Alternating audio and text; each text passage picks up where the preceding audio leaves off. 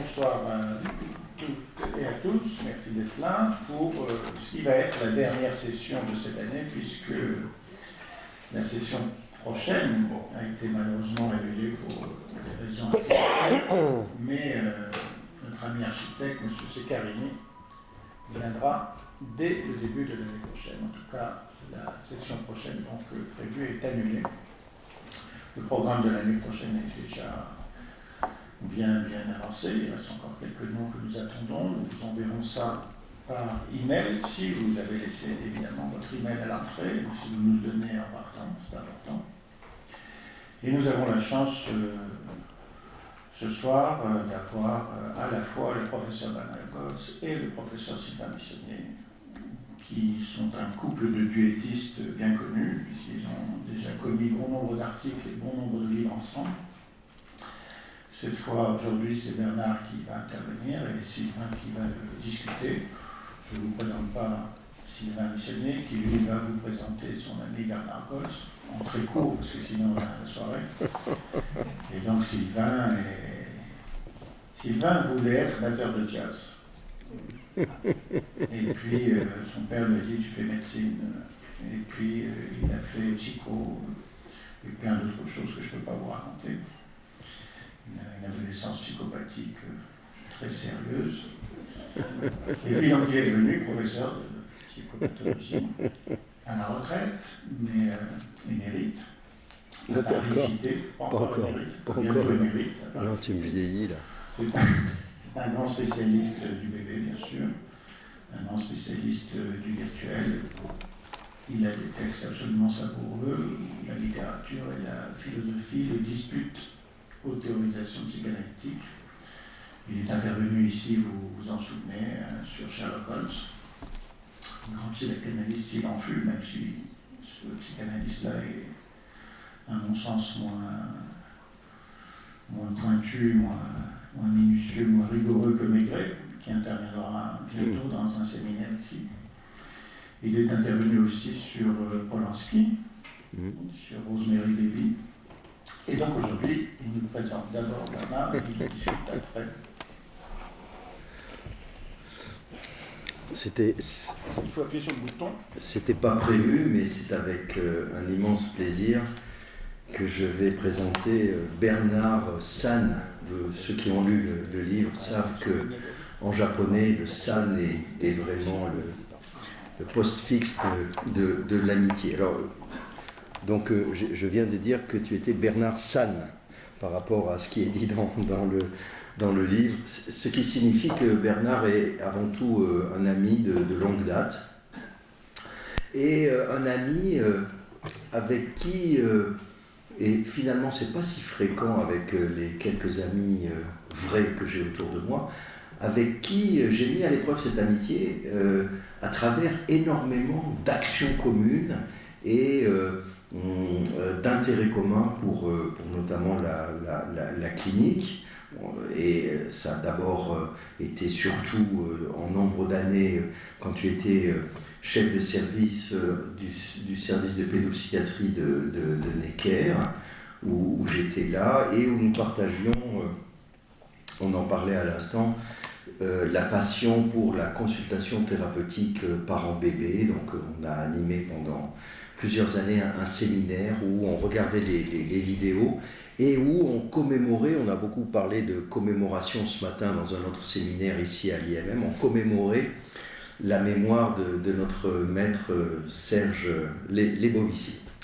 Tu es psychanalyste de l'APF et tu es président actuel de l'AEPEA, qui est une association précieuse, l'AEPEA Europe, parce qu'elle défend une espèce que j'espère pas en voie de disparition, mais qui est à l'épreuve actuellement, qui est une psychopathologie, une clinique psychanalytique. Voilà. Et tu es fondateur plus récent, mais c'est un avenir, c'est un virtuel tout à fait prometteur, si j'en crois les premières actualisations,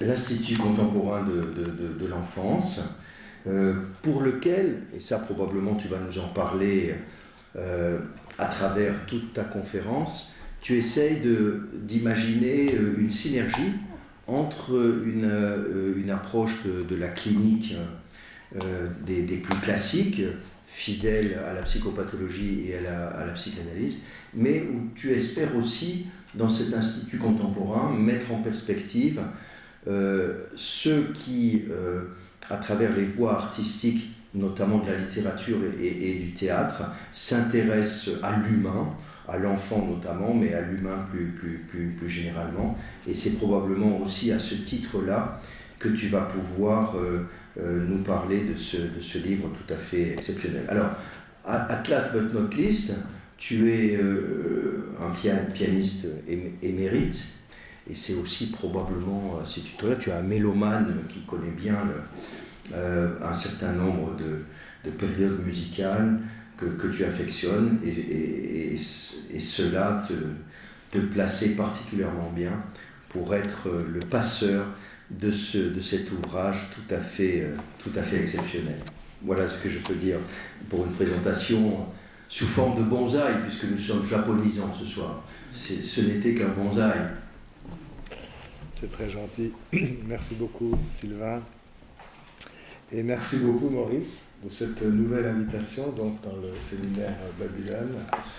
C'est the place to be, comme on dit, hein, quand on veut présenter une nouvelle idée, un nouveau travail, des réflexions entre l'art, la littérature, la psychanalyse. Merci vraiment de m'offrir à nouveau cette occasion. Et grand plaisir aussi d'avoir Sylvain comme discutant, ce que j'ai appris il y a très peu de temps, donc c'est encore une surprise vivante. Et il y en a d'autres.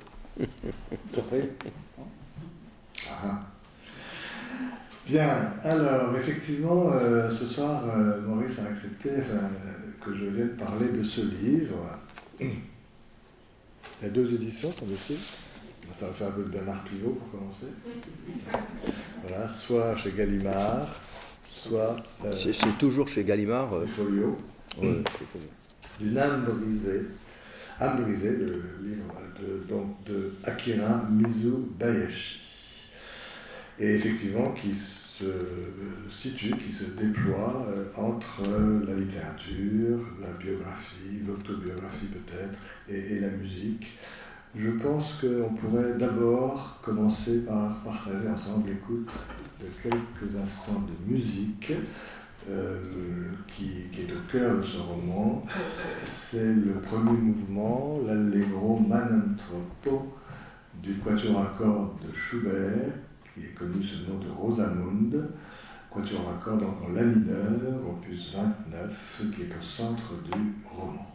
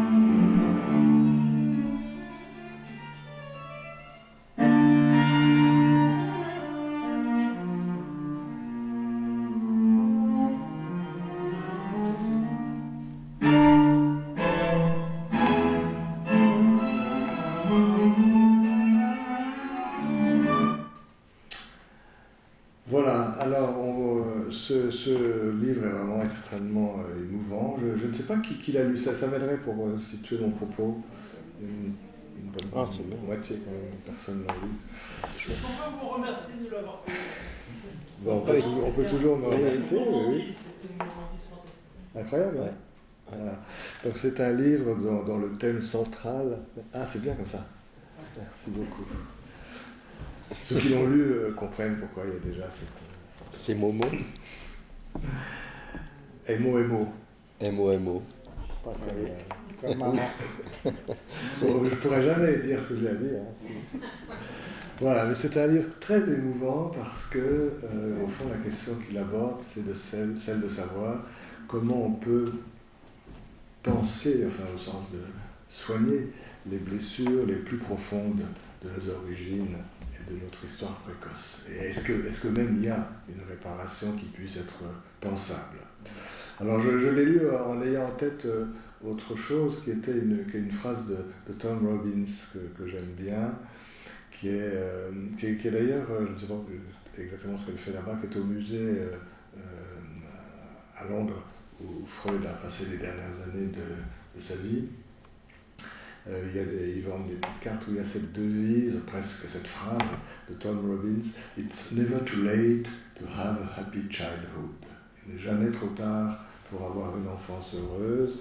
C'est une phrase évidemment qui n'a aucune logique rationnelle, mais qui montre bien qu'on peut toujours, peut-être, non pas changer les événements qu'on a vécus, mais transformer la relation qu'on entretient avec notre histoire précoce, apaiser, tranquilliser un petit peu des souvenirs profonds.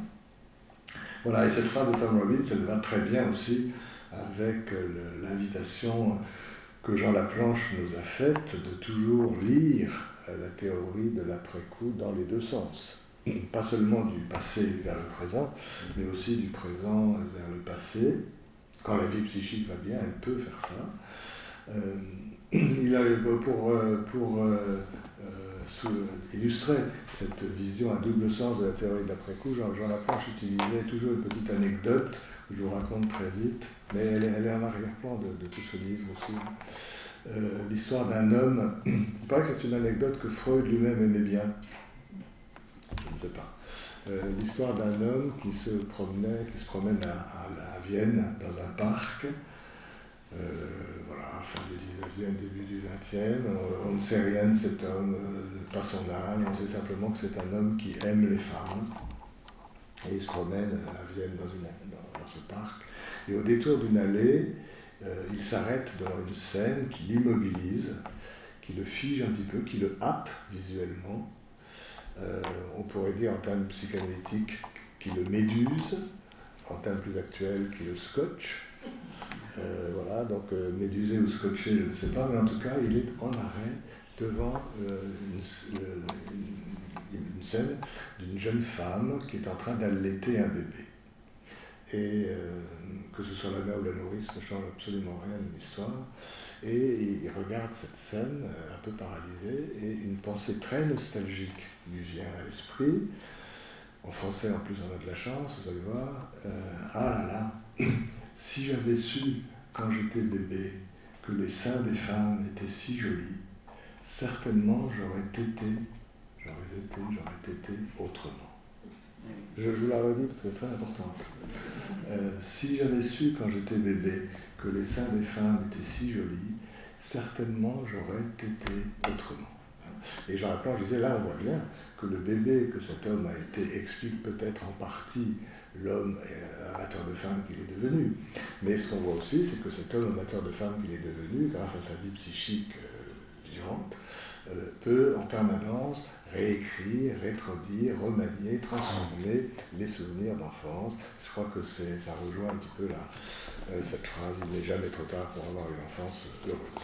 Là, la cure analytique se charge éventuellement d'apaiser, de nous réconcilier avec notre image, notre histoire première, la vie, parfois, tout simplement dans les bons cas. En tout cas, c'est ce que le roman Âme brisée d'Akira Mizubayashi, 2019, essaye de nous montrer, de nous faire sentir, et c'est pourquoi j'ai eu envie d'y réfléchir du point de vue de la psychopathologie et de la psychanalyse. L'essentiel de ce que je vais vous dire, finalement, se trouve dans un article qui est paru au Coqueron en 2022. On peut retrouver l'essentiel de ce que je vais vous dire. Voilà, alors c'est vrai que aussi, bon, c'est une autobiographie peut-être, En tout cas, c'est quelque chose de très personnel, de très intime. C'est vrai que dans le monde tel qu'il est aujourd'hui, si préoccupant, si complexe, si inquiétant, si angoissant, globalement parlant, politiquement parlant, peut-être que ces préoccupations pourraient apparaître comme un petit peu secondaires, mais je crois que vraiment que les processus individuels ont absolument leur correspondant au niveau groupal et collectif, et c'est aussi dans cette perspective que cette réflexion peut s'entendre. Est-ce qu'on peut réparer des souffrances initiales très profondes, que ce soit au niveau individuel ou que ce soit au niveau collectif? Alors, c'est très très difficile de savoir si ce roman est strictement autobiographique ou non. En réalité, peut-être qu'il faut laisser la question ouverte, ça n'a pas une importance considérable. Akira Mizubayashi a appris le français à l'âge de 18 ans, ça c'est la réalité de sa vie. Il est venu l'étudier à Montpellier, l'université Paul Valéry Montpellier. Et puis, à l'école normale supérieure de la rue Lune, il y avait tout à l'heure une photo de lui qui était sur l'écran. Et puis, il est par la suite reparti à Tokyo pour y enseigner la littérature et les courants de pensée français dans une université privée japonaise, Sophia. Et il qualifie le français, on va le comprendre ensemble, non pas de langue maternelle, mais de langue paternelle, car c'est son père qui l'a appuyé dans son apprentissage de cette langue. Il le parle sans accent. Je ne l'ai jamais entendu parler, mais paraît-il d'une voix assez chaude et grave. En tout cas, il l'écrit directement, c'est le cas de ce livre, de manière tout à fait fluide et évocatrice. Son premier roman a été publié quand il avait 59 ans. Il en a 73 maintenant. Et il y a eu en peu de temps 6 ouvrages, des essais, des romans, des textes autobiographiques. Il est devenu assez célèbre, il a remporté plusieurs prix, dont notamment le prix des libraires et le prix de l'Algue d'Or pour Âme brisée. Voilà, donc autobiographique ou non, on va laisser ça de côté. Et je crois que le personnage central, que je vais vous raconter le livre, fictif ou pas, ne nous interroge pas seulement de manière individuelle, mais collective, comme je le disais à l'instant. Et puis, ce livre m'a beaucoup touché affectivement et intellectuellement, parce qu'il aborde 2 domaines de la créativité tout à fait chers à l'auteur, et qui me le sont aussi à mon niveau, la littérature et la musique, qui sont des domaines qui défient la mort, chacun. C'est ce qu'on a vu il y a quelques mois, hélas, à Odessa. Je pense que tout le monde s'en souvient, de manière extrêmement impressionnante, quand la troupe de l'opéra a chanté en plein air devant l'opéra pour précisément défier la guerre, la littérature, la musique, les paroles, la musique comme acte de résistance. Il y a tout ça dans le livre que je vais vous résumer dans un instant.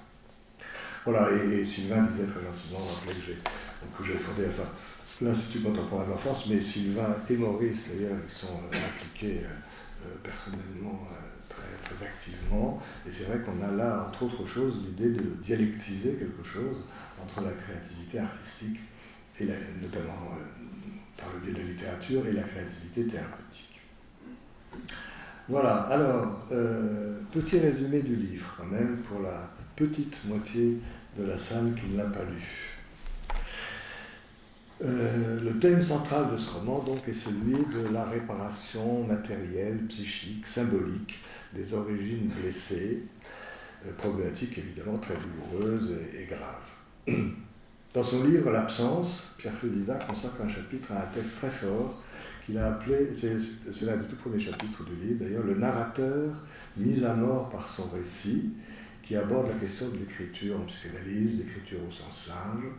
Et j'ai l'impression qu'avec ce roman d'Akira Mizubayashi, il s'agit au contraire d'un narrateur qui est ressuscité par son écriture, qui lui permet des retrouvailles avec son passé, un petit peu à la manière de celle de Jorge Semplún dans son non moins célèbre ouvrage « L'écriture ou la vie ». Voilà, alors voilà l'histoire. Le 6 novembre 1938, à Tokyo, un jeune garçon de 11 ans, prénommé Rei, Rei, dont la mère est morte quand il avait 3 ans, ça reviendra très tard dans l'histoire, assiste à la répétition du premier mouvement, celui qu'on a commencé d'entendre tout à l'heure, le premier mouvement Allegro non troppo du quatuor, donc opus 29 de Schubert, Rosamunde. Les membres du quatuor sont les suivants. Yu, son père, premier violon, japonais donc, et 3 étudiants chinois restés au Japon malgré la guerre à l'époque, 1938, Kang, Yanfen et Sheng. Kang, c'est le second violon. Sa femme, c'est Yanfen, l'altiste qui est chinoise mais qui parle japonais de manière très fluide. Et enfin, le violoncelliste, Sheng. Le père de Rei est donc le premier violon. Pendant la répétition, qui a d'une certaine manière valeur symbolique de résistance à la guerre, d'ailleurs le père de Rei, plus loin dans le livre, dira « La mélancolie est une forme de résistance ». Ça, on peut le méditer ici. Là. La mélancolie est une forme de résistance. Pendant cette répétition apparaît un ami français du père, Philippe Maillard, tandis que Rei, qui a 11 ans, qui est là mais qui ne joue pas bien sûr, lit un livre de Genzaburo Yoshino qui s'intitule « Dites-moi comment vous allez vivre ». Dites-moi comment vous allez vivre, qui est paru l'année d'avant et qui raconte les aventures de Copperkun, un collégien japonais de 15 ans. Puis soudain, des militaires surgissent, l'enfant se réfugie dans une armoire et il observe la scène qui est d'une très grande brutalité. Il a son livre avec lui, celui dont je viens de vous parler, « Dites comment vous allez vivre ». Et dans le noir de cette armoire, de ce placard, de son refuge, ce livre va revêtir pour lui une longue et très grande importance. Pour être sûr et certain qu'il s'agit bien de musiciens et non pas d'opposants au régime, l'un des militaires qui a envahi la salle, la pièce, demande alors au père de Rei de jouer un morceau, et le père va jouer la gavotte en rondeau de Bach, qui reviendra plus tard aussi dans l'histoire. L'un des militaires, très brutal, le caporal Tanaka, très violent, très destructeur, très impulsif, finira par briser le violon de son père. Et tout ça, vous voyez, Rei l'observe par une petite fente du placard, il ne bouge pas, bien sûr, il se cache, mais il voit tout ça. Et Rei, par contre, ne reverra jamais son père, emmené avec les autres musiciens, probablement torturé et tué. On en saura un petit peu plus tard. Voilà, donc les militaires s'en vont, l'enfant va échapper à la violence des militaires grâce au lieutenant Kurokami, ça veut dire Dieu noir, qui, loin de le dénoncer, lorsqu'il le découvre dans sa cachette, lui confie les différents fragments du violon détruit qui avaient été jetés par terre et saccagés, piétinés par les autres militaires. Ce militaire-là, un peu moins violent que les autres, confie les différents fragments du violon à Rei. Et de ce militaire, Rei dira plus tard, Kurokami, Kengo Kurokami, ça veut dire Dieu noir, et il associera en disant un Dieu dans le noir, un Dieu surgi du cœur le plus noir des ténèbres, de la noire obscurité cauchemardesque. Au soir de cette journée tragique, pour lui, bien sûr, pour le père, pour le quatuor, sa route croisera celle d'un petit chien Shiba, auquel il donnera le nom de Momo, c'est comme là, oui, derrière nous. Et chacun prendra un temps soin de l'autre, le chien de Rei du chien, de manière très touchante. Voilà, donc Rei arrivera en France à l'âge de 11 ans. Il sera adopté par Philippe et Isabelle Maillard. Philippe Maillard, c'est l'ami du père qui était venu pendant la répétition, je l'ai nommé tout à l'heure. Rei va être adopté donc, par ce couple, Philippe et Isabelle Maillard, du fait de leur amitié ancienne avec son père, et il deviendra donc Jacques Maillard. Le prénom de Jacques étant choisi par ses parents adoptifs en référence à un grand violoniste, Jacques Thibault, et donc indirectement en l'honneur du père de Rei, qui était violoniste, et de son amour pour le violon. Rei va faire ses études dans le système scolaire français, je l'ai un peu dit tout à l'heure, il deviendra luthier et passera sa vie à essayer de reconstituer le violon de son père dont il a récupéré les fragments au moment de la scène destructrice. Il a récupéré les fragments, il les garde avec lui, et d'ailleurs il les contemplera très longtemps avant de commencer à les rassembler et à les réparer. Il va vivre avec Hélène Becker, qu'il a rencontrée à Mirecourt, dans les Vosges, capitale de la lutherie française. Rei apprend la lutherie, Hélène Larchetterie, confection des archets. Et c'est elle qui va un jour tomber sur un entretien dans le journal Libération d'une violoniste japonaise, Midori Yamazaki, qui parle de l'influence décisive de son grand-père quant à sa carrière de musicienne, violoniste, concertiste. Elle dit « Je suis faite de ce que j'ai reçu de mon grand-père ». Et Hélène Becker, la femme de Ray, enfin Jacques Maillard maintenant, mais Ray, Hélène a alors une intuition, un doute quant à l'identité de cette concertiste, et elle pressent confusément qu'il y a un lien entre celle-ci et l'histoire de Ray qu'elle a épousée. Ray va partir au Japon, rencontrer cet artiste, une altiste, Yann Fenn, qui faisait partie du quatuor. Celle-ci lui parlera de son père, en lui confirmant qu'elle était là quand les militaires ont surgi. Yann Fenn, donc, je vous rappelle, c'est la personne chinoise qui parlait très bien le japonais. Celle-ci lui parlera de son père, en lui confirmant que c'est bien la gavotte au rondeau de Bach qu'il avait joué sur l'injonction du militaire cruel, et elle lui transmettra 2 objets en souvenir de ses parents. Le cardigan rose de sa mère. Rose, je vous rappelle que le quatuor s'appelle Rosamund. Hein. Il y a quelque chose au niveau des signifiants. Là. Le cardigan rose, donc de sa mère, que le père de Ray lui avait donné lors de leur arrestation, ainsi qu'un livre subversif, Le bateau-usine de Kobayashi, que le père de Ray avait dans sa veste lors de l'irruption de soldats, et que Yann Fenn a conservé toute sa vie. Et ce livre aurait pu lui être très dangereux pour lui, parce que c'était un livre qui incitait bien sûr à la révolution.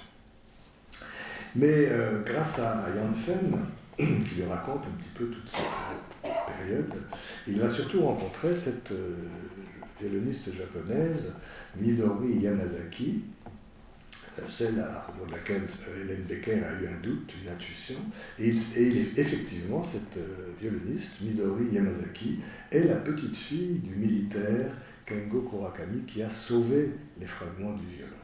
Ainsi que il va rencontrer aussi la mère de Midori, qui s'appelle Ayako Yamazaki. Midori est devenue une violoniste de concert internationalement reconnue. On apprendra que toute la famille de Kengo Kurakami a été tuée par la bombe d'Hiroshima, et que lui, s'il était devenu un grand amateur de musique classique, et notamment des quatuors à cordes de Mozart, Beethoven et Schubert, il détestait en revanche la musique militaire, qui selon lui, je le cite, abrutit les hommes.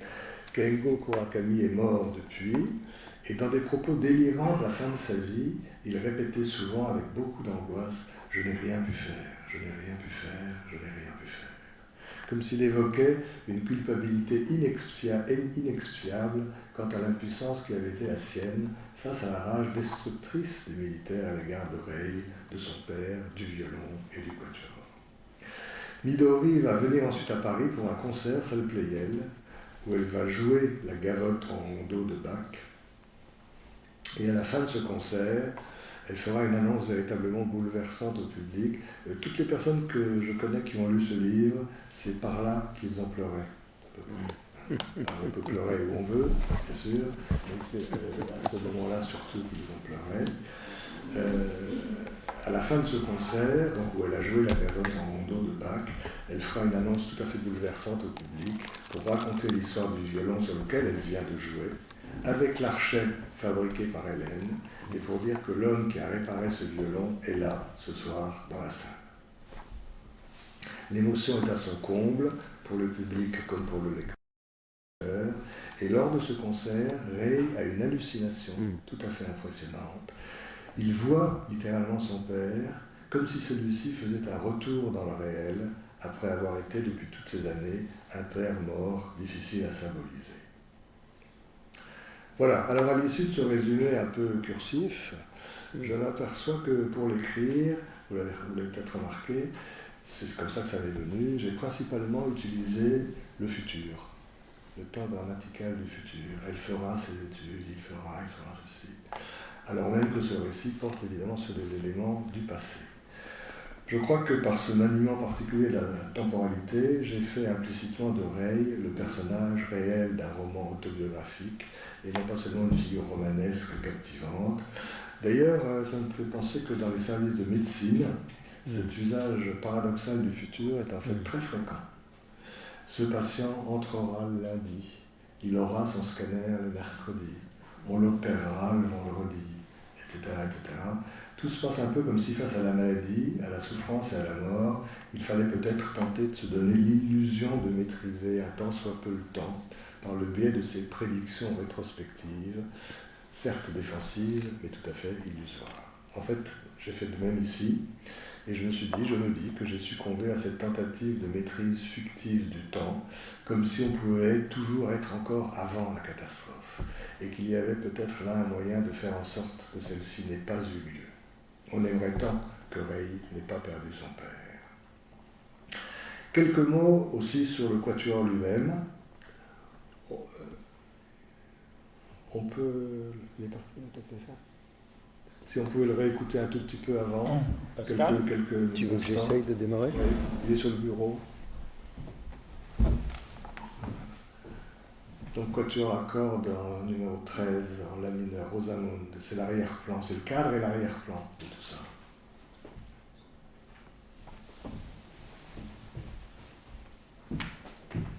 Je ne sais pas sortir mon mot. Je vais sortir mon mot.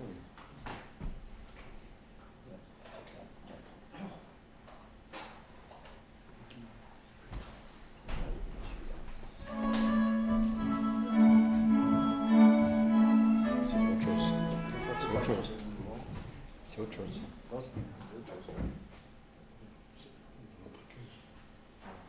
C'est celui-là qui était joué Oui. pendant que Ray...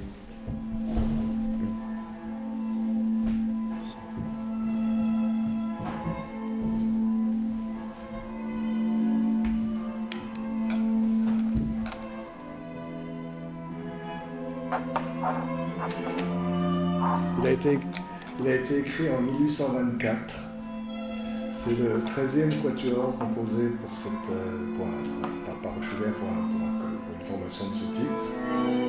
Il est quasi contemporain de son quatuor La jeune fille et la mort. Et il a été écrit un peu plus de 3 ans après le Quartet Schatz. Il est le seul quatuor édité du vivant du musicien.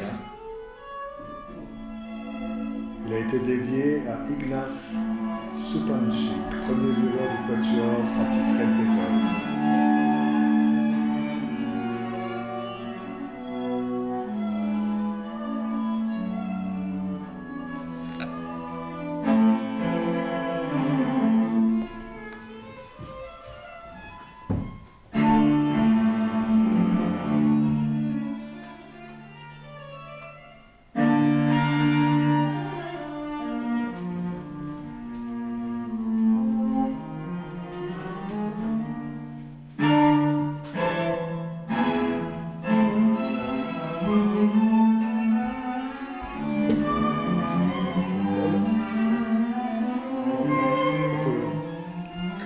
Donc c'est ce quatuor que Ray entendait pendant la répétition, avant d'être caché dans son placard. Voilà. Il voudrait aussi souligner qu'il y a une structure tout à fait analogue, bien sûr, du livre et du quatuor, puisque ce quatuor, c'est vraiment le cœur du roman, qui est découpé en 4 parties, comme le quatuor lui-même. 4 parties qui s'appellent Allegro ma non troppo, Andante, Menuetto, Allegretto et Allegro moderato. Voilà, après quelques pages d'une introduction qui est intitulée Recueillement et qui raconte la scène tragique observée par Ray à partir de sa cachette. Et après cette introduction très courte, Recueillement, la description de la scène centrale, il y a les 4 parties qui s'intitulent, comme dans le quatuor, l'Allegro ma non troppo, où l'on découvre l'histoire de cette journée du 6 novembre décisive quant à la suite de la vie de Ray. Ensuite, il y a l'Andante, qui nous offre le récit de la vie de Ray et de sa compagne, Hélène Becker.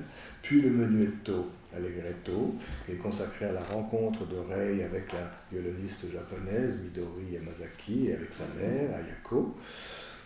Et la dernière partie, l'Allegro moderato, enfin, qui est centrée sur la rencontre de Ray avec l'altiste Stéphane, qui jouait avec son père, qui entre-temps est devenu très âgé, très malade, et qui lui raconte comment, au moment de leur arrestation, elle s'est faite passer pour l'épouse du père de Ray, comment elle a été emprisonnée avec lui, qui a sans doute été torturée puis tuée. Et puis, à la fin de cette 4e partie, c'est le concert très émouvant à Paris dont je vous ai parlé. Avec le violon restauré par Ray, enfin, et l'archet fabriqué par Hélène. Voilà, et dans l'épilogue, on peut lire, là je vais vous citer quelques passages. Dans l'épilogue du livre, on lit ceci.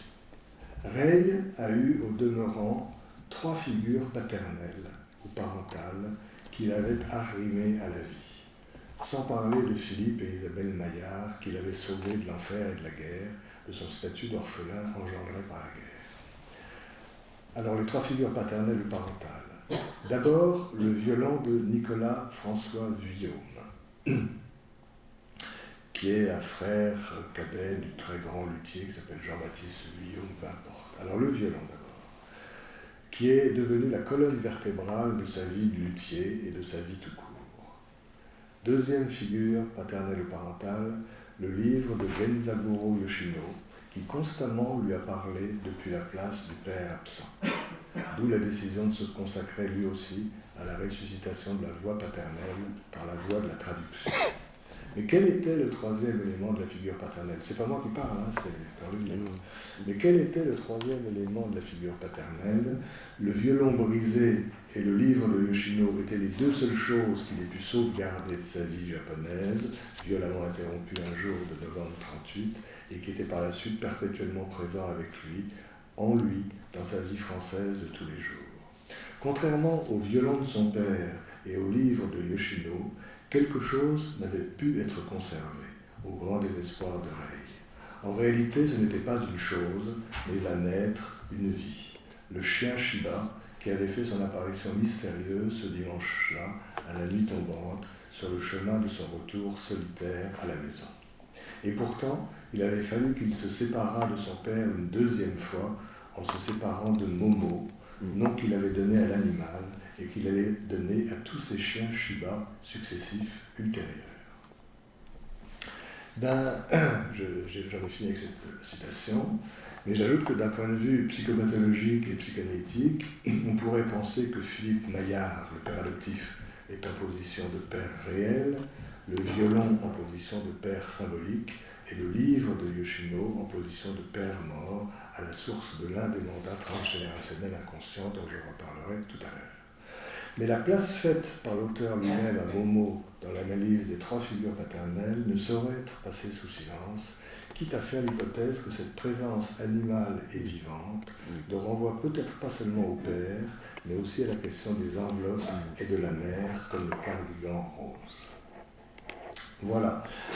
Alors, à partir de là, je voudrais vous proposer 3 pistes de réflexion concernant le traumatisme, le deuil et la dynamique intergénérationnelle. Donc, c'est la lecture à moi de ce livre. Il y a bien d'autres possibilités, mais c'est celle auxquelles j'ai un peu réfléchi. La mort du père de Ray, ça va de soi, représente un traumatisme extrême qui marque profondément, douloureusement, durablement l'histoire de l'enfant. C'est une blessure intime, incicatrisable, une blessure, on pourrait dire, chroniquement aiguë. Elle bouleverse le développement de Ray en y introduisant une discontinuité marquée à jamais. Cela étant, le rapport longtemps immobile que Ray entretient avec cet événement va pourtant se voir transformé, remanié, réécrit, rétrodit, c'est le double sens dont je parlais tout à l'heure de la théorie de la thérapie, par la restauration du violon, par la traduction du livre de Yoshino et par la rencontre avec la violoniste Midori. Tout ceci m'amène donc à quelques pistes de réflexion sur traumatisme, deuil et intergénérationnel. Quelques mots sur le traumatisme. Je cite quelques lignes là, du livre. Rei Mizusawa, qui dans l'après-midi du dimanche 6 novembre 1938, brutalement, sans le moindre avertissement, sans la moindre possibilité de s'y préparer psychologiquement, avait perdu son père pour toujours, n'avait jamais cessé de penser à l'absent, aux disparus, aux manquants, aux morts, à travers d'abord et surtout le violon réduit en miettes, mais aussi à travers le livre de Genzaburo Yoshino.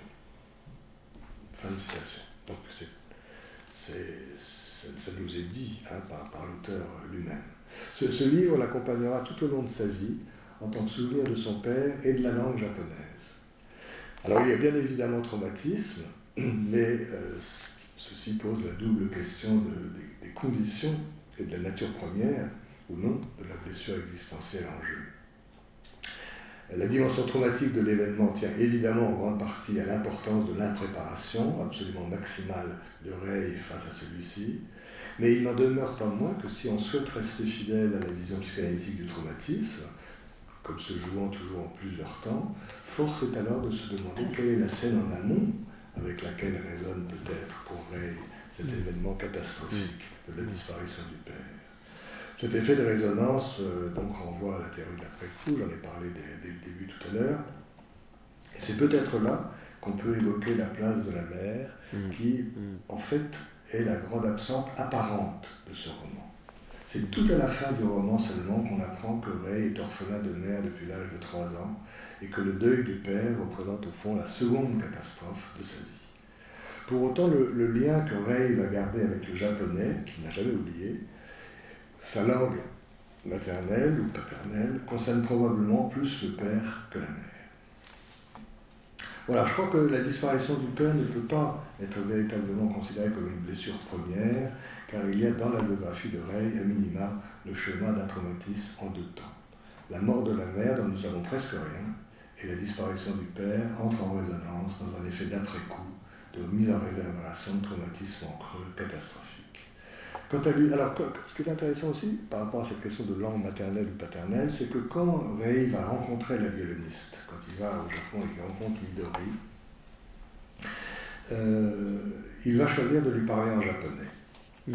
Comme le choix d'utiliser le moyen de communication qui était celui dont il disposait à l'époque du traumatisme, signant le désir inconscient d'annuler tout le temps qui est passé depuis. Je le cite. Quand il rencontre Midori, qui parle le français, il opta cependant pour le japonais. Ce qu'il voulait lui dire concernait la couche la plus profonde de son existence, l'événement de sa vie vécu en japonais 65 ans auparavant, mais congelé, figé ou pétrifié depuis lors, comme si le temps avait été assassiné, s'était coagulé, arrêté définitivement. Et je trouve que cette évocation du trauma à travers le choix de la langue de l'époque renvoie un petit peu aujourd'hui à tout ce que nous dit René Roussillon à propos du langage du corps, du langage de l'acte, qui souligne que ce langage du corps ou de l'acte ne sert pas toujours les desseins du refoulement et de l'évitement de la pensée, mais qu'il doit être écouté comme un message dont la langue a en quelque sorte une valeur de datation historique. Et là, le retour du japonais quand il rencontre Midori, c'est pas pour éviter quelque chose en français, mais c'est pour reprendre les moyens de la communication qui étaient celles dont il disposait à l'époque de la catastrophe. J'ai l'impression qu'on peut imaginer les choses un petit peu de ce point de vue-là. Voilà, alors quelques mots aussi sur le deuil et en lien avec les travaux ce qu'on essaie de travailler en ce moment avec Sylvain. Moi, je suis très sensible au fait que chez les bébés, chez les enfants, chez les très jeunes enfants, il y a la mise en place successive, probablement assez rapidement, mais la mise en place successive des enveloppes, des liens binaires et des relations. Bon. Je ne vais bien sûr pas développer ça aujourd'hui, c'est pas le lieu et puis ça n'a pas c'est pas crucial, mais ce que je voulais dire, c'est que le deuil, les deuils, même chez les sujets les plus névrotico-normaux, ne me semblent pas pouvoir être pensés seulement en termes de perte d'objet. Et que même chez les personnes les plus névrotico-normales, le deuil, ce qui fait le plus souffrir dans un deuil, c'est pas la perte d'objet seulement, c'est la réactivation de la perte des liens et des vécus d'arrachage, et la perte des enveloppes, et le désarroi et le décontenancement maximum. Quand Lamartine dit quand un seul être vous manque et tout est dépeuplé, il me semble qu'on peut entendre ça, c'est pas simplement une perte d'objet, c'est un réarrachage des liens et une redissolution des enveloppes. Les niveaux les plus douloureux d'un deuil, aussi normal soit-il, se réactivent des niveaux sous-jacents. Et pour Ray, on pourrait penser à ça. Bien sûr, il y a une perte d'objet, c'est la disparition du père en tant que personne, bien sûr. Mais il y a la perte des liens avec lui, via la musique et la littérature, et aussi perte des enveloppes. Et c'est là qu'apparaît, à mon avis, Shiva, ce chien qui, le soir même de la disparition du père, et tous les autres momos successifs vont lui apporter quelque chose de cette enveloppe contenante, tout petit peu réchauffante, dans la nuit du drame. Je ne le décris pas, mais dans cette présence de Momo auprès de Ray, il y a quelque chose de très maternant de la part du chien pour lui. Voilà, donc ce deuil, cette perte du père, c'est pas simplement une perte d'objets, c'est une perte des liens, c'est une perte des enveloppes. Et je crois que tout ça nous ramène, je ne vais pas le développer bien sûr, à ce qu'on essaye de dire avec Sylvain depuis un certain temps, à propos du bébé, et puis aussi en réfléchissant au prénatal, mais ça c'est surtout Sylvain, c'est que la représentation de l'objet,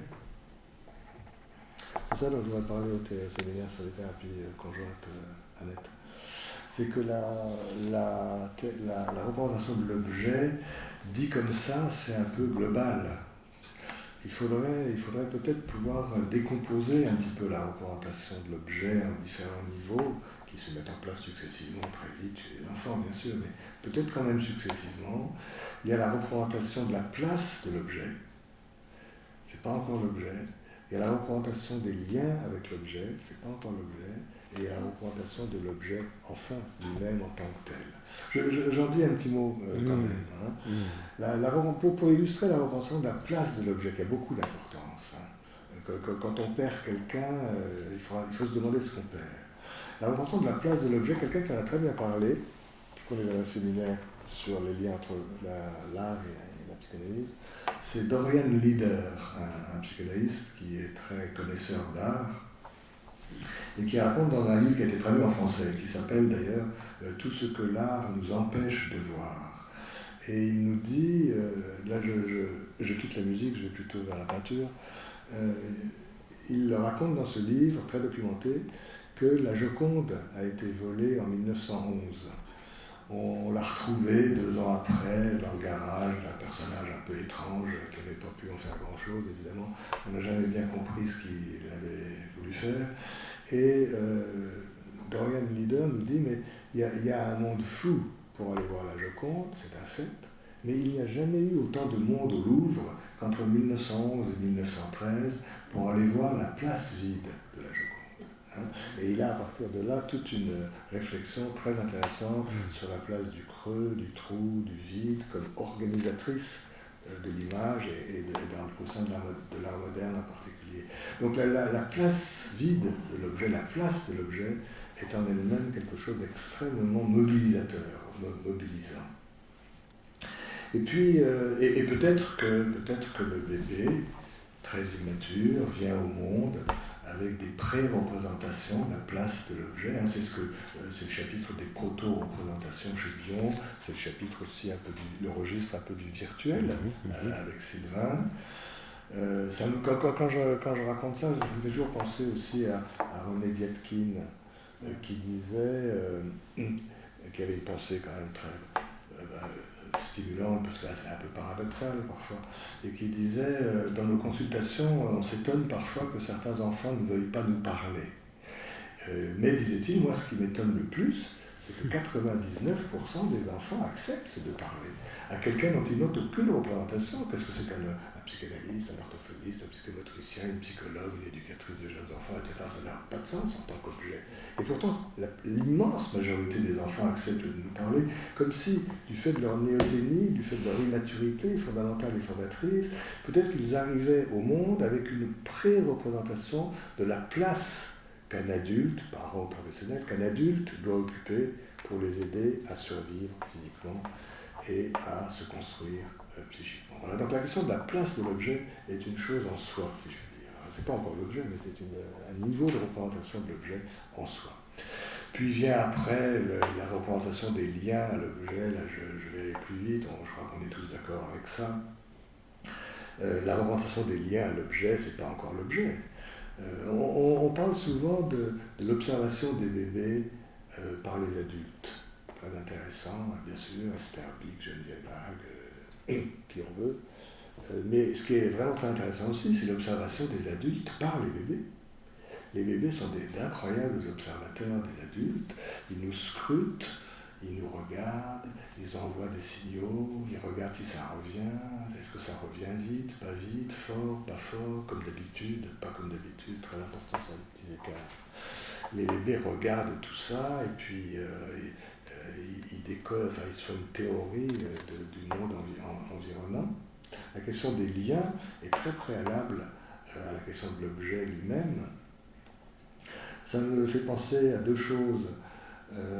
D'abord aussi à nouveau à Serge Vélovici, il y a longtemps maintenant, en 1960, qu'il y avait eu cette phrase un peu énigmatique qui disait « L'objet peut être investi avant d'être perçu ». Ça a fait couler beaucoup d'encre et de salive, et j'ai eu la chance d'ailleurs d'en parler souvent avec lui. C'était pas, il y a 30 ans, c'était pas si clair que ça. Et aujourd'hui, on peut peut-être se dire que ce qu'il a voulu dire, c'est que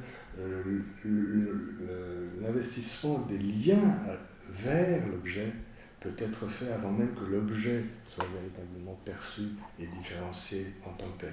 Comme si l'investissement de ces liens, c'était pas encore une représentation de l'objet, mais un pressentiment de l'objet. Et ça peut fonctionner très vite et être sans doute intrapsychique très vite.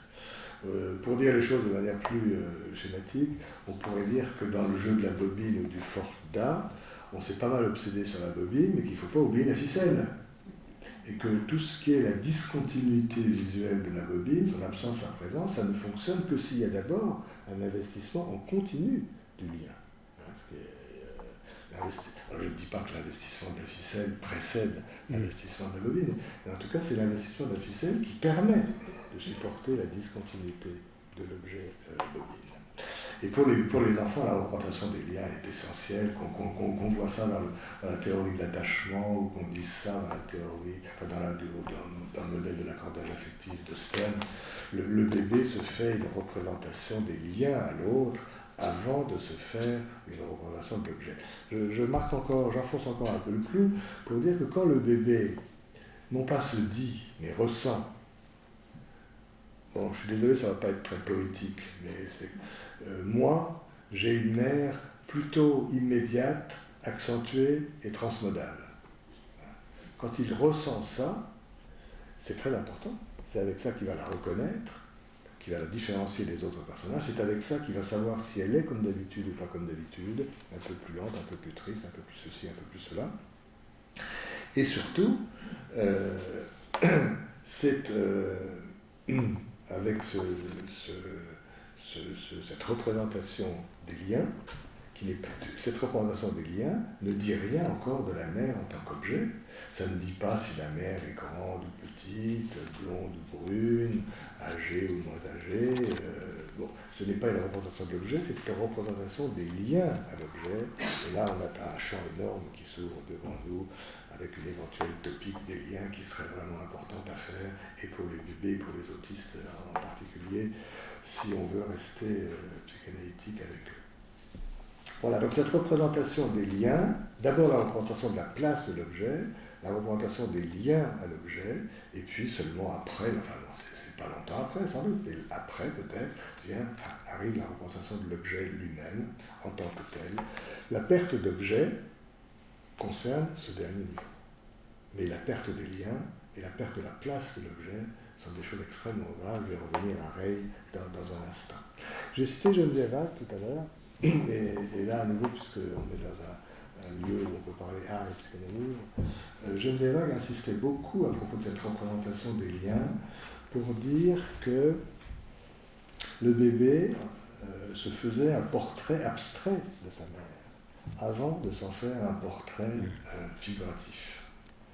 Puisque, je reprends mon exemple, ressentir sa mère comme immédiate, intense et transmodale, c'est pas très figuratif, c'est un portrait rythmique, un portrait interactif, un portrait abstrait de la mère. Et elle rapprochait ça de ce qui s'était passé dans l'évolution de l'art. Pour ça, elle s'appuyait sur les travaux d'André Leroy-Gourand, en particulier, au fil du temps, qui avait insisté sur le fait que, bien avant les grottes figuratives telles que Lascaux, où il y a des scènes de pêche, de chasse, de guerre, des empreintes de mains, de corps, dans des grottes beaucoup plus anciennes, dans le vocabulaire préhistorien, beaucoup plus anciennes, ça fait vraiment beaucoup plus ancien, c'est des centaines de millions d'années avant, on pouvait trouver des dessins abstraits, magnifiques, dont on ne saura jamais ce que ça voulait dire pour les êtres qui les ont faits, mais des spirales, des quadrillages, des courbes, des obliques. Bon. Et dans l'histoire de l'humanité, l'art abstrait précède et de loin l'art figuratif. Et Geneviève disait, dans l'ontogénèse de chacun d'entre nous, l'art abstrait, en quelque sorte, précède aussi l'art figuratif, parce qu'avant de représenter l'objet, on va se représenter des liens à l'objet. Bon, je suis désolé d'avoir un petit peu insisté là-dessus, mais pourquoi ? Parce que on peut voir ça un petit peu chez Rey. On peut repérer peut-être ces trois niveaux de la manière suivante. Le deuil est majeur, le deuil est massif, il y avait la préparation, il résonne peut-être avec la perte de la mère, mais en tout cas, quand on pense à la perte du père pour Rey, eh bien, on pourrait se dire que la place du père est marquée, symbolisée par le quatuor de Schubert lui-même, que jouait le père au moment de l'attaque des militaires japonais. Les liens avec le père passent par le violon, bien entendu, mais aussi par la littérature, tandis que le non-deuil de la langue maternelle vaut aussi comme un maintien des liens avec le père, j'avais oublié le japonais. Quant à l'image du père absent en tant que tel, longtemps non symbolisée, cette image désymbolisable, elle ressurgit avec force lors de l'hallucination pendant le concert parisien de Midori dont je vous ai parlé tout à l'heure. Donc les trois niveaux de la représentation du père peuvent être évoqués, je crois, dans ce roman. Et il reste aussi la question de la mémoire, et de la mémoire sensorielle. Je dis même pas corporelle, mais sensorielle, qui est évoquée de manière très intéressante aussi dans le livre, où on est presque au-delà des équations symboliques d'Anna Segal. Rey nous raconte en quelque sorte de véritables hallucinations perceptives, à mi-chemin de la symbolisation primaire et secondaire. Et il y en a deux qui sont assez intéressantes. Quand il est au Japon, quand il a été voir la violoniste, il est reçu par la mère de Midori, qui lui fait manger, je ne connaissais pas ça, un œuf cru, ça s'appelle le namatamago, un œuf cru. Et là, il a une véritable hallucination perceptive, parce que c'est ça qu'il avait mangé au déjeuner le jour de l'arrestation de son père. Donc on est dans une mémoire vive, sensorielle. Et puis, beaucoup plus tard, ça passe par le violon. En 72-73, soit 30 ans après le drame, Rey écoute un disque de Yehudi Menuhin, interprétant les sonates et partitas de Bach, et notamment la gavotte en rondeau, la fameuse, et il dit « Il s'est passé quelque chose d'étrange. J'ai cru entendre à travers le phrasé sculpté de Menuhin le violon de mon père. La distance de plus de 30 ans s'était abolie brusquement, comme si mon père jouait véritablement devant moi. » Voilà, puis je vais terminer, pour avoir le temps de discuter un petit peu, je vais terminer sur la question de la dynamique intergénérationnelle, évidemment très, très présente. Serge Bovici s'en servait beaucoup. Mais dans ce roman, ce qui est intéressant, c'est de remarquer qu'il y a des mandats intergénérationnels transmis, mais il y a aussi des mandats transgénérationnels imaginés. Ça peut être vrai pour tout le monde, mais enfin c'est très sensible dans l'histoire de Rey. Des mandats transgénérationnels, on pourrait dire un peu fantasmatiques, imaginaires, ce qui n'a tenu en rien leur effectivité. Si le mandat transgénérationnel inconscient est transmis par les parents d'origine parentale. Bon, on est dans la transmission, bien sûr, au sens descendant habituel du terme, mais si le mandat transgénérationnel inconscient est fantasmé par l'enfant, là il s'agit d'une sorte de transmission reconstruite a posteriori et qui fonctionne comme une mission que l'enfant, dans l'après-coup, se donne à lui-même. Alors, on peut en repérer quelques-uns là. J'insiste aussi d'emblée sur la dissymétrie des générations, puisque Rei est le fils du père disparu, tandis que la violoniste Midori est la petite fille du militaire qui a sauvé le violon. Il y a un décalage générationnel. Alors il y a un premier mandat transgénérationnel inconscient qui pourrait se formuler de la manière suivante, ça c'est comme ça que je le fais, ce que mon père voulait que je devienne. C'est une construction que Rei se fait. Ce mandat est médiatisé par le livre de Genzaburo Yoshino dont je vous ai parlé, Dites-moi comment vous allez vivre, ce livre que Rei lisait le jour du drame pendant que le quatuor répétait Rosamonde. Et il dit de ce livre, c'est un livre, enfin, dans le roman on lit la chose suivante, c'est un livre magnifique. En pleine période de folie fasciste et d'engouement militariste et ultranationaliste, 1938, Yoshino a eu l'audace d'écrire, à l'intention des jeunes japonais, un livre qui prônait l'usage critique de la raison et défendait la supériorité éthique de l'amitié des égaux par rapport à la soumission rampante et aveugle à l'égard des aînés et des dominants. Et je crois que mon père voulait faire de... Je crois que mon père voulait faire de moi un jeune homme capable de garder sa lucidité en toute situation, de ne pas succomber à la folie collective et de s'insurger contre les aberrations. Et Rei consacrera toute une part de sa vie à la traduction de cet ouvrage, qui est vraiment une figure forte. Et un peu plus loin, on lit « Lorsqu'il eut fini de restaurer le violon de Nicolas Vuillaume, l'idée de traduire un jour le grand livre de Yoshino s'était imposée à lui tout naturellement, car il croyait entendre dans les pages de « Dites-moi comment vous allez vivre » la voix de son père confondue avec celle de l'auteur. Et en ajoutant « Je fais ce travail de traduction pour moi seul, sans aucune intention de le publier. En m'attardant sur les détails de chaque page, je crois pouvoir mieux entendre la voix de mon père. La traduction sera en fait publiée, mais beaucoup plus tard, en 2021. » Il y a un deuxième mandat que Rei s'impose à lui-même, qui est au cœur de l'ouvrage. Il s'agit pour lui de réparer la castration symbolique du père, si on peut dire, à travers la réparation du violon, qui est un véritable attribut paternel. Réparer le violon pour réparer le père, c'est une mission que Rei se donne à lui-même. Je cite le livre. La grande affaire, je dirais même l'unique affaire de ma vie, dès l'instant de mon engagement dans l'art de la lutherie, était la réparation ou la restauration du violon détruit de mon père. Ce qu'il accomplit à l'âge de 43 ans, 32 ans après l'événement, cet événement catastrophique qui avait brisé l'âme de son père dans l'acte même de destruction barbare perpétré sur son violon jusqu'à l'anéantissement de son âme. Et puis une troisième remarque à propos de l'intergénérationnel, c'est le décalage dont j'ai parlé tout à l'heure, rencontre d'un fils et d'une petite fille. Alors ça, c'est pas tout à fait anodin parce que on sait que par exemple, les rescapés de la Shoah ont beaucoup plus souvent parlé à leurs petits-enfants qu'à leurs enfants. Parce que peut-être, grâce à leurs petits-enfants, ils découvraient qu'ils n'avaient pas seulement transmis la vie, mais qu'ils avaient transmis la capacité même de transmettre la vie, ce qui est un pas de plus, évidemment, dans la transmission. Et là, d'une certaine manière, on a le schéma inverse. C'est la petite fille et le fils qui redonnent symboliquement la vie et la parole, l'une à son grand-père et l'autre à son père. Un fils rencontre une petite fille. Cette dissymétrie souligne clairement la place de l'enfant que Rei n'a pas eue. Le grand-père de Midori, le lieutenant Kengo Kurakami, a une fille, Ayako Yamazaki, la mère de Midori, qui est donc sa petite fille. Tandis que le grand-père de Rei a eu un fils, Yu, le père de Rei, mais Rei, lui, n'a pas eu d'enfant.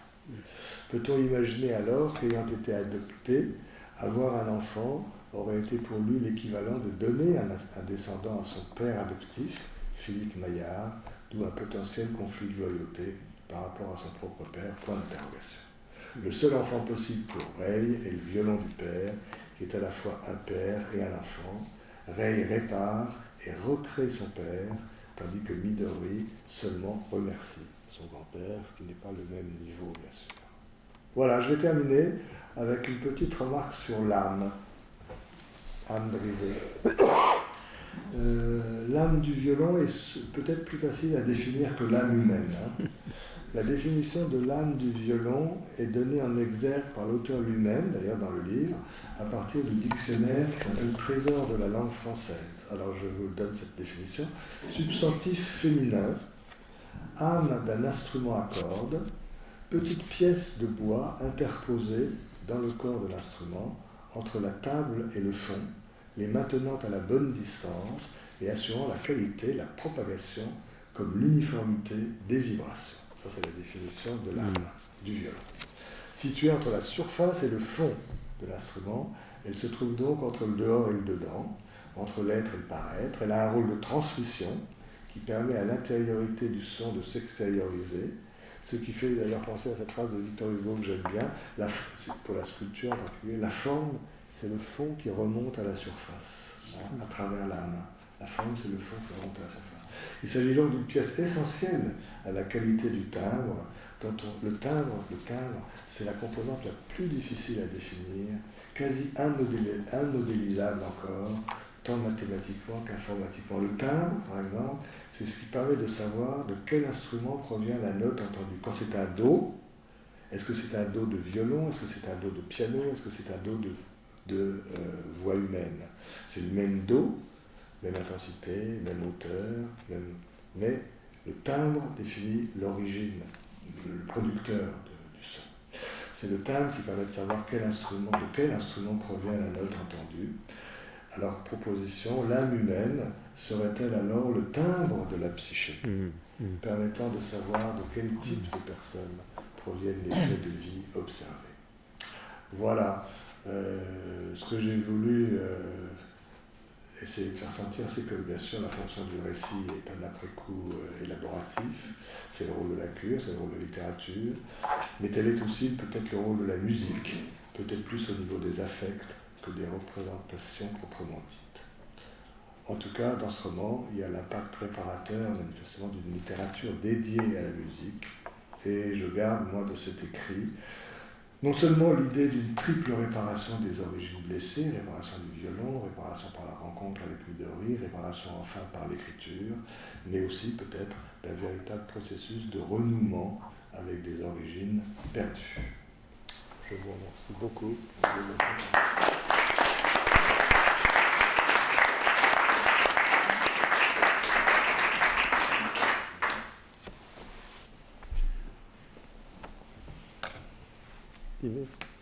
Peut-être un intermède, Sacha.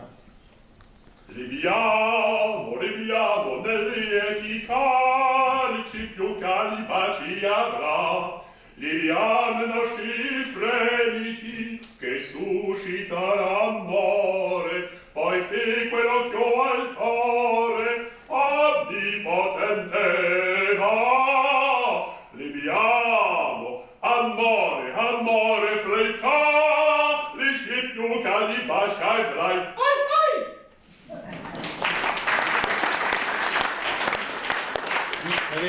Quel timbre! Je lui avais demandé Schubert, pas la Traviata, mais il l'a pas. Merci, Sacha.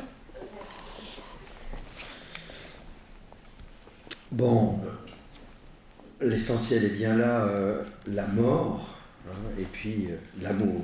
Bon. Écoute Bernard, moi ce que je trouve d'abord vraiment formidable, et c'est sans doute grâce au timbre de ton âme et à ton âme tout court, c'est que on est nombreux dans cette salle à avoir été incroyablement chavirés par cet ouvrage, et c'est vrai que dans notre communauté, on connaît tout plein de personnes talentueuses qui vont déployer une armada d'intellectualisation qui a quand même le gros défaut d'assassiner l'esthétique et l'émotion et les affects qu'on a ressentis, recueillis dans ces livres. Et là, et c'est une très belle performance, c'est que tu nous as déployé toute ton élégance et ton savoir-faire de psychanalyste, de ton âme de psychanalyste, mais sans parasiter, mettre à mal, assassiner ce qu'il en est de l'œuvre de Mizubayashi.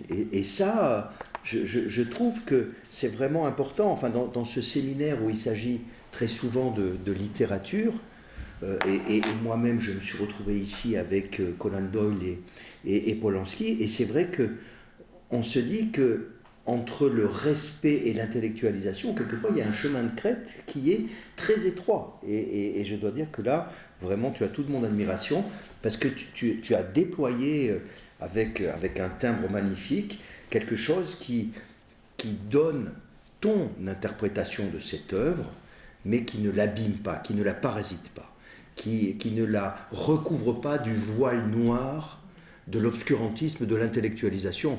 Et je parle d'abord et surtout à moi-même en disant cela, parce que je sais que bien souvent, face à l'affect et aux émotions, et ce livre est atomique à ce sujet, eh bien, on peut déployer effectivement des carapaces, des boucliers impressionnants d'étanchéité défensive à l'égard de tout ça. Et là, je dois dire que je t'avais bien à l'oreille et à l'œil, et non. Tu as un timbre qui ne vacille pas. Ce qui est assez incroyable, parce que je vais commencer par ta question du début, que je me suis posée aussi. On en a très peu parlé ensemble, mais c'est le point sur lequel on s'est tout de suite retrouvé dans vos téléphones. C'est-à-dire, roman autobiographique, oui ou non? Alors, je ne vais surtout pas trancher, je n'en sais strictement rien, le débat reste ouvert, mais ce dont je suis certain de mon âme de clinicien, c'est que cet auteur connaît vraiment ce qu'il en est de la réalité psychique des humains qui ont marché pieds nus dans les braises et qui sont sinistrés par des épreuves traumatiques. Il connaît ça. Il le sait. Et alors, à ce sujet, dans la famille de Midori, ils sont tous morts à Hiroshima. Et c'est vrai que j'ai eu la chance de me balader un peu au Japon, et c'est vrai que c'est une population qui est marquée au fer rouge de manière définitive et profonde par Hiroshima et Nagasaki. Et j'aimerais vous en dire un mot, et Fukushima. Et je suis tombé en me baladant sur Internet sur une interview de M. Mizubayashi à l'égard de Fukushima. Et c'est du velours, Maurice, pour nos histoires de pamphlets contre la résilience. Parce que cet auteur raconte que pour lui, Fukushima, c'est vraiment un drame absolu, et que ce qui est encore plus détestable, c'est la façon dont le pouvoir politique et économique au Japon veut actuellement faire passer pour de la résilience ce qui est en fait l'impossible effacement de ce drame, qui s'inscrit bien évidemment dans ce que tu nous as dit tout à l'heure, Bernard, sur les résonances traumatiques des bombes atomiques et de Fukushima, qui est aussi un drame, une tragédie atomique. Bon. Donc cet homme-là est issu de son peuple, et je me plais à espérer, comme ça, dans une espérance en faveur de la créativité littéraire, que même si cet homme n'a pas, dans sa propre biographie, des ingrédients objectifs, je crois que la créativité littéraire peut donner à quelqu'un comme cet auteur la possibilité de rentrer avec subtilité dans une mise en mots qui, effectivement, permet de communiquer ce que sont les ondes sismiques de ces traumatismes-là. C'est ça l'hypothèse que je ferais. C'est-à-dire que, en d'autres termes, pour faire l'éloge de l'acte littéraire et l'acte créatif, je serais assez séduit par l'idée que cet homme n'a pas vécu directement un certain nombre de blessures traumatiques, mais que dans sa volonté et c'est drôle parce que c'est un terme que tu as peu utilisé, mais peut-être que tu vas nous en dire un peu plus maintenant. L'auteur dédie son livre à tous les fantômes du monde. Et donc, moi, j'en suis même arrivé à l'issue de ce livre, sans doute un méfait, le retour du naturel de l'intellectualisation, à me demander si cet homme ne nous proposait pas, à nous psychopathologues, un processus de fantomisation, enfin dans la série par exemple de la filière des secrets de famille, ou de ce qui va être refoulé à l'échelle collective. Je pense par exemple à Ricoeur décrivant la difficulté française à penser la guerre d'Algérie et à faire un récit de la guerre d'Algérie. Bon, eh bien, est-ce que effectivement, il n'y a pas dans ces difficultés à proposer une narrativité symboligène d'un événement traumatique, est-ce qu'il n'y a pas des processus de fantomisation? Et est-ce que le pendant de cette fantomisation, ça n'est pas l'hallucination finale, c'est-à-dire qu'il y a fantomisation, le psychanalyste entend cette fantomisation, de temps en temps dans le langage, il y a quelques indices de cette fantomisation, quelques lapsus, quelques silences, quelques voix brisées, quelques âmes en peine. Et je voulais te demander là-dessus, c'est-à-dire, toi, tu n'as pas dit, ce soir, tu as dit énormément de choses, et probablement une grande part de l'essentiel, mais tu n'as pas rebondi sur cette dédicace aux fantômes. Et je crois que là, l'auteur... avec Midori qui a perdu toute sa famille à Hiroshima, bon, je pense que, et c'est vrai qu'au Japon, on est frappé de ça, il y a une armée de fantômes. On sent ça aussi quelquefois dans certains pays d'Amérique du Sud où il y a eu une dictature et qu'on se retrouve à dîner après la conférence avec les enfants de ceux qui ont été en prison pendant les périodes de dictature, et à la deuxième bouteille, on commence à voir un certain nombre de rebonds qui sont les traces générationnelles de ce qui s'est passé à la génération d'avant. Bon. Ça, c'était pour la question roman autobiographique. Après, la mélancolie est un mode de résistance. Là, je crois vraiment qu'on touche à quelque chose, je te le formule sous forme de question, Bernard, qui est vraiment notre confrontation à la finitude humaine, à la mort, et à la façon dont on en tire des conséquences pour l'investissement du présent. On a beaucoup parlé de ça ce matin dans un autre séminaire. Montaigne, Kierkegaard, Nietzsche à sa façon, proposent un certain nombre de retour à l'éloge de l'instant présent par désespérance de trouver des solutions à cette finitude humaine, à ce temps qui passe. Donc, est-ce qu'il y a aussi dans cette modalité de résistance-là une volonté et est-ce que la musique n'est pas l'emblème le plus flamboyant? Enfin, en tout cas, pour moi, c'est comme ça que ça marche, c'est-à-dire qu'effectivement, je ne suis jamais aussi allégé de la crainte de ma finitude et du mourir que quand je suis vraiment pris par la dynamique musicale. Enfin, il y a là quelque chose d'assez étonnant où ma condition humaine, la condition de ma finitude humaine est desserrée. L'étau ne se dessert que météoriquement, mais il se dessert quand même. Bon, je voulais te poser cette question-là par rapport aussi, par rapport à l'idée peut-être que les fantômes reviennent aussi par la voie de la mélancolie. C'est-à-dire qu'effectivement, quand on est sous le gouvernement mélancolique, peut-être qu'on est plus hospitalier à l'égard des fantômes. C'est aussi comme ça que je le vois à l'aune de ma propre analyse et de mon propre parcours. C'est-à-dire que quand on est dans une affirmation un peu hautaine et fier de sa volonté de puissance, on est peut-être moins hospitalier à l'égard des fantômes que quand on est mélancolique. Ou peut-être, s'il y a des fantômes qui cognent à la porte, peut-être qu'on va être plus à même de leur ouvrir notre porte. C'est une question. Alors, maintenant, effectivement l'hallucination dont tu as parlé. Alors, la question que j'aimerais te poser, même si je pressens la réponse, c'est de savoir qui fait quoi. Parce que, vous le savez peut-être un certain nombre d'entre vous, il y a eu, en particulier en Angleterre à la fin du XIXe siècle, le spiritisme. Le spiritisme, c'est quoi en deux mots?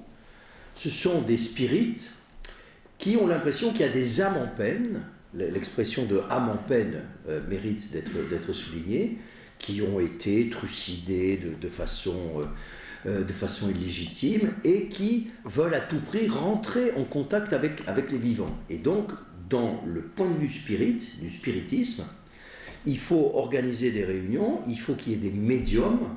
Je sais qu'il y a beaucoup d'amateurs de médiation ici, donc les médiums entre les morts et les vivants, ils ont des rituels, ils ont des dispositifs, non pas thérapeutiques, mais médiumniques, des dispositifs médiumniques pour permettre à ces âmes en peine de rentrer en contact avec les vivants. Bon. Là, moi, il me semble, mais j'aimerais ta confirmation, qu'on n'est pas du tout dans ce schéma-là. C'est-à-dire que l'élément proactif, c'est pas l'âme en peine de Dieu noir. L'élément proactif, c'est Jacques Maillard, qui a passé sa vie de luthier à subjectiver ce traumatisme redoutable et à effectivement arriver à en faire tout ce que tu nous as bien transmis. C'est-à-dire qu'effectivement, il arrive à donner ce violon à cette jeune femme, et ainsi il y a une levée d'un clivage entre ce qu'il était lui. Mais je voulais mettre dans le panier de tes réflexions cette idée du spiritisme que moi j'ai rencontré justement. Tu avais la gentillesse, Maurice, de rappeler que j'ai travaillé Doyle et quelques auteurs de cette fin du siècle, du 19e siècle, où le spiritisme était très très à la mode. Bon, et donc voilà, mais je ne pense pas qu'on est dans ce schéma-là. Là, on est vraiment dans l'idée de quelqu'un qui essaye de recomposer sa vie avec acuité à l'égard des blessures en Dieu. Alors maintenant, le Shiba, Momo. Bon, tu adores les différents chiens que tu as pu avoir. On a ça en commun d'avoir vécu et d'avoir noué des relations intimes avec des animaux. Et c'est vrai que, je vais dire des choses de manière très poétique et spontanée à ma façon, pour moi, le commerce avec les animaux, à travers ce que j'ai pu en comprendre, mon analyse, les animaux sont beaucoup moins complexes que les humains, ils sont beaucoup plus prévisibles. Leur tendresse n'est pas optionnelle et hitchcockienne, c'est-à-dire que le syndrome de la mère morte n'existe pas chez le chien. C'est-à-dire que le syndrome d'une mère qui est là mais qui n'est pas là parce qu'elle est déprimée ou que... Non, un chien, s'il est là et qu'il est avec vous, le syndrome de la mère morte chez le chien, ça n'existe pas. Et pour avoir connu le syndrome de la mère morte avec ma mère, je dois dire que la continuité de la tendresse et la prévisibilité des animaux qui m'entouraient était extraordinairement enveloppante et réanimante. Bon, je fais court et simple, mais... autant te dire que je suis infiniment sensible à ce que tu racontes sur Shiba, Momo et les enveloppes, et cette mère, donc, qui est la grande absente du roman, sauf là. Et ça, c'est sûrement très très important, parce qu'effectivement, les chiens, les chats, on les caresse, enfin, il y a quelque chose de l'ordre de l'enveloppe tactile qui est vraiment important, et il y a autre chose, et là je le formule de manière interrogative pour avoir ton avis. C'est une discussion que j'avais eue avec le regretté Christian David, qui était aussi quelqu'un qui aimait énormément ses animaux et ses chats. Et on avait discuté un soir de palabres, et on avait élaboré cette idée que finalement, les animaux domestiques, c'était des enfants qui ne partaient jamais. Éternel. Voilà, enfin... et en tout cas avec qui on n'a pas l'angoisse qu'il passe. Alors on peut avoir l'angoisse qu'il passe par la fenêtre et qu'il a à faire des choses de la nuit, bon, etc. Et les chats et les chiens font des choses quand on leur met des colliers et qu'on voit le parcours qu'ils font réellement. Les maîtres sont toujours très surpris des parcours que font vraiment leurs chiens ou leurs chats de fait. Mais je voulais t'entendre aussi là-dessus parce que, si tu veux, pour moi, le rapport à l'animal, et c'est vraiment bien repris dans ce roman, dans ce moment terrible où donc Ray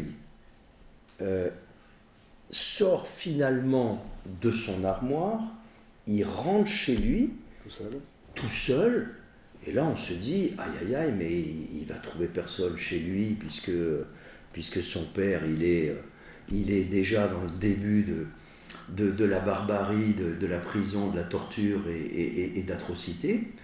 Et moi je dois dire qu'en lisant le livre, c'est un de où j'ai été le plus ému, parce que effectivement l'avenir à court terme de Ray, alors qu'il avait vécu cette foutue journée et qu'il rentrait chez lui, et que d'ailleurs il ne peut même pas rentrer chez lui parce que c'est fermé, et donc là le chien qu'il rencontre sur ces entrefaites joue un rôle de vie réanimante, et de quelque chose, alors, qui si effectivement, et c'est là aussi où je veux en venir, mais pour acquiescer ce que tu nous as dit sur la place de l'objet, le lien à l'objet et l'objet proprement dit, c'est-à-dire que si effectivement ça réanime Ray, c'est parce que ça vient effectivement cautériser la place et le lien, hein, c'est-à-dire, mais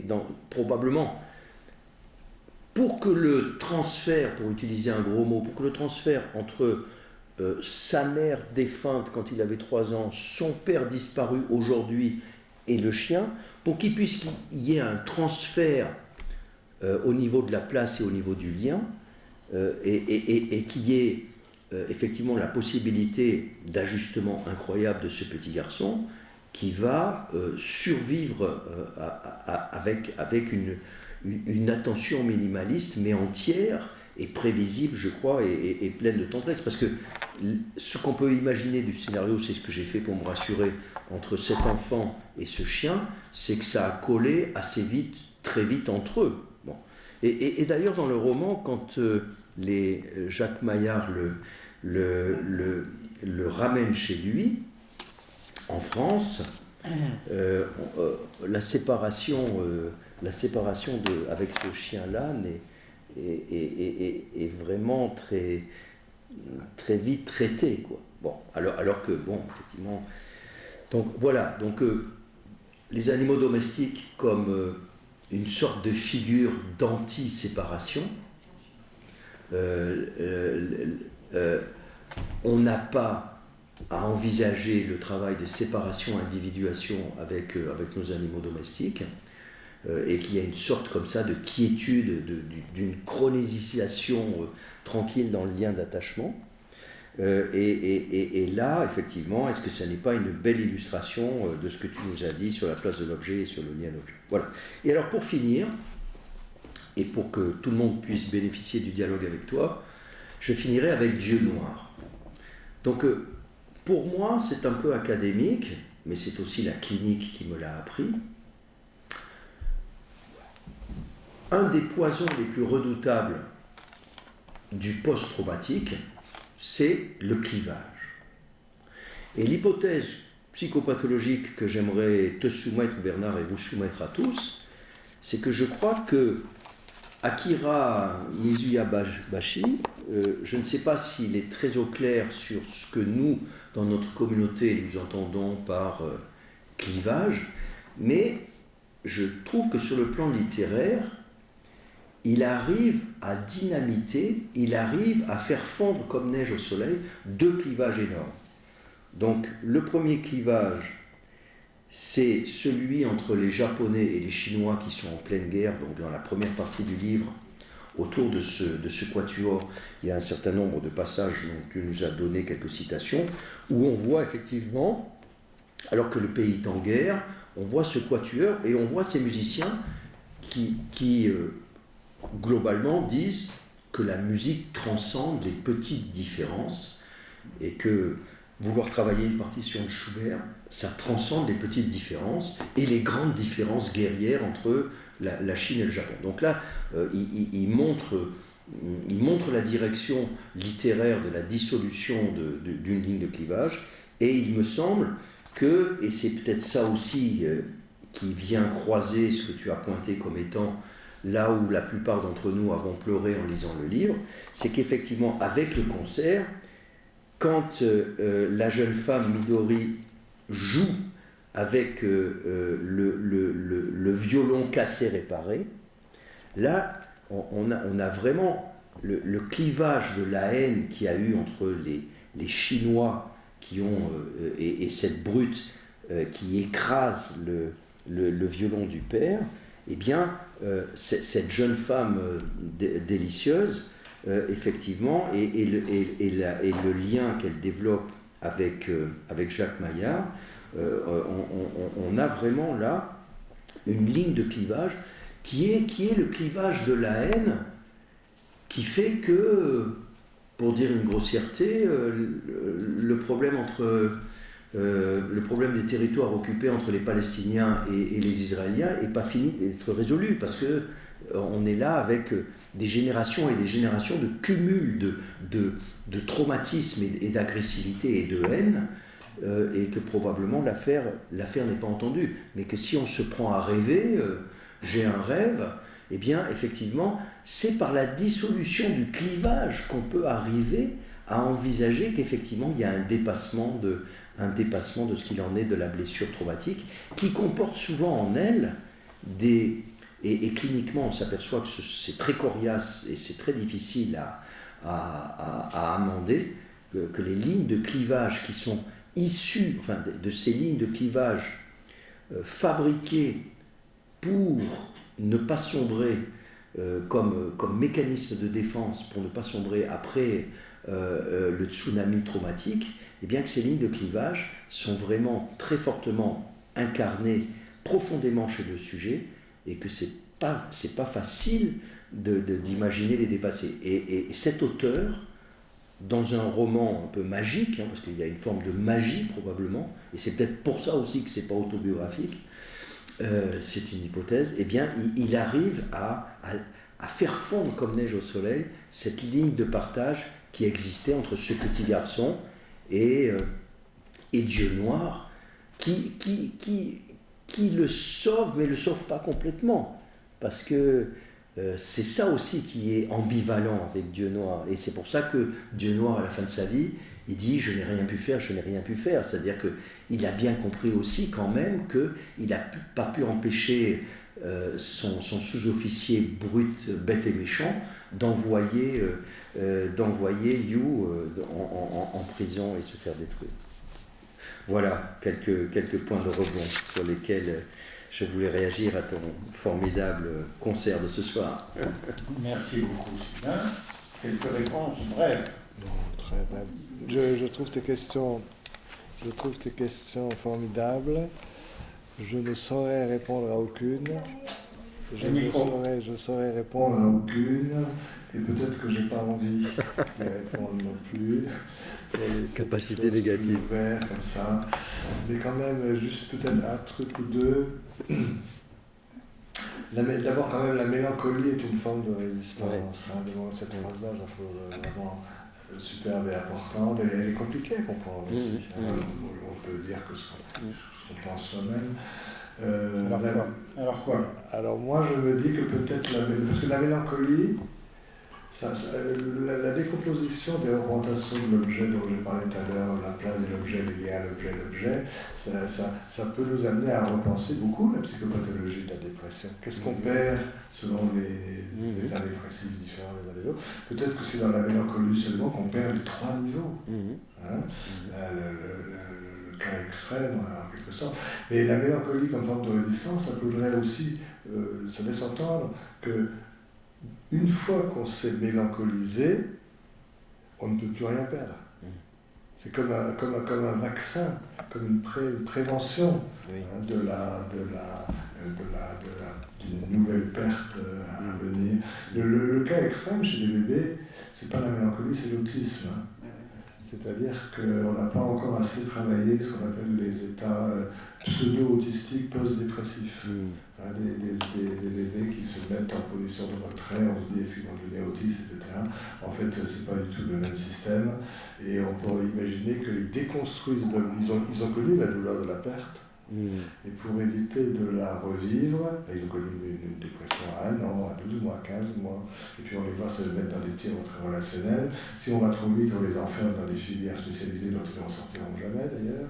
Mais si on fait attention, on s'aperçoit que ce n'est pas les mêmes, et qu'en fait peut-être ils ont déconstruit l'objet pour éviter le retour de la perte, pour se prémunir contre une nouvelle dépression éventuelle. Là, il y a un mouvement un peu comme ça, je trouve, dans la mélancolie. On perd tout. Si j'ai tout perdu, j'ai moins à craindre le retour du trauma, peut-être. Voilà. Et est-ce que je peux accueillir mieux les fantômes? Alors, et c'est la deuxième fois que je voulais éventuellement, comme ça, répondre 2 secondes. Le spiritisme, ça marche dans les 2 sens, dis donc. C'est pas seulement les âmes en peine qui essaient de renouer avec les vivants. Oui. Il y a aussi les vivants qui essaient de renouer C'est avec vrai. les âmes, avec les fantômes. Hein. Oui, c'est vrai. Voilà, alors peut-être que chez Ray, peut-être que ce roman, on pourrait dire que c'est toute sa vie. Avec l'énigme. Pourquoi il n'a pas commencé plus tôt à réparer ça, j'ai moins bien compris. Enfin, disons, en tout cas, ce roman, on pourrait dire que c'est le désencryptage progressif de l'image perdue du père et qui revient brutalement à la fin dans l'hallucination au moment du concert. Alors, le seul séminaire qui donne la parole à la salle. Profitez-en. Allez. Merci. Mesdames d'abord, si vous permettez. Écoute. Annette. Il y a quelque chose que je trouve particulier dans cette histoire, c'est que la différence entre la perte, le deuil et la disparition. Et le père, il a disparu. Et il n'a rien laissé, c'est-à-dire qu'il n'y a pas son corps. Il n'y a pas, non seulement pas l'histoire, au départ, il ne sait pas du tout ce qui est arrivé à son père. Et il n'a pas de reste. Il a laissé le petit livre révolutionnaire. Hein. Justement, c'est ce que j'allais dire. C'est que c'est. Je crois que c'est. C'est court. Qui dit qu'au moment, pour les enfants, justement, au moment où il y a la perte d'un être cher, il y a tout ce qui reste. Tout ce qui reste. Enfin, on connaît tous la montre, etc., la bague. Bon. Et on a la tombe, enfin, c'est bien l'histoire de ce que l'homme est homme depuis qu'il peut enterrer ses morts. Et puis ces cultures où on est enterré avec justement tous ces objets, enfin, c'est l'importance de ces objets. Alors je ne sais pas si c'est des gris-gris, si c'est des reliques, des emblèmes, enfin tout ça. Et le travail de séparation avec tous ces objets que laissent les morts, c'est quelque chose de très important. Et là, c'est ça qui est assez fascinant, c'est que ce petit garçon, quand il est dans l'armoire, il s'accroche du peu qu'il y a, c'est-à-dire le livre, la musique et le nom du lieutenant. Le nom de famille. Et après, les fragments de l'instrument, quand même. Pardon ? Et après, les fragments de l'instrument. Et le violon. Donc pour moi, c'est tout ce qui lui reste. Et le violon, pour moi, c'est le corps de son père. Donc, il n'a rien d'autre. Hein. Et une des raisons pour lesquelles je pense qu'il n'a justement pas pu aller tout de suite le faire réparer à Crémone, c'est qu'il raconte qu'il a rencontré Hélène et que c'est tout d'un coup, au moment où il pourrait vivre avec Hélène, Mais tu as raison. il faut que j'aille, pour moi, à la fois enterrer et réparer. Quoi. C'est bien. Que j'aille à Crémone. C'est très juste. Et d'autre part, Donc, il lui reste que la musique, et puis ce fameux nom du lieutenant Arakami, Murakami. c'est ça. Et pour moi, un des moments les plus forts que j'ai ressenti, c'est quand il entend le nom de cet homme, et qui dit « Est-ce que par hasard, c'est pas lui ?» C'est-à-dire, voilà, donc l'importance du mot représentant le disparu. C'est pour ça que je voulais insister sur le fait qu'il y a disparition et que tout le livre est comme faire vivre quelque chose de ces reliques et qu'elles redeviennent toutes vivantes et qu'il peut, je dirais presque, faire son travail de deuil et enterrer celui qui avait disparu. Maintenant, il est seulement mort. Voilà. C'est super. L'hallucination finale va bien avec votre proposition qui tombe à pic. Parce que c'est vrai que l'hallucination comme l'acmé de ce que vous nous proposez.